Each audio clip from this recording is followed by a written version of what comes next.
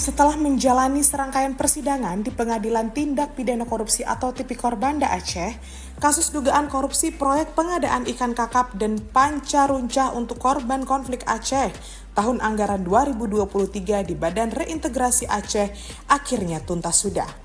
Majelis Hakim Pengadilan Negeri Tipikor Banda Aceh yang dipimpin Muhammad Jamil serta didampingi dua anggota yaitu RD Haryanto dan Heri Alfian Kamis 20 Maret 2025 lalu menjatuhkan vonis 9 tahun penjara kepada mantan Kepala BRA Suhendri. Selain itu, Majelis Hakim juga menghukum Suhendri membayar denda sebesar 200 juta rupiah, subsidi DER 4 bulan kurungan, serta membayar uang pengganti kerugian negara sebesar 1 miliar. Jika tidak membayar, maka terdakwa akan dipidana 2 tahun penjara. Tak hanya itu, Majelis Hakim juga memvonis 2 terdakwa lainnya, yaitu Zulfikar dengan hukuman 9 tahun penjara dan denda 200 juta subsidi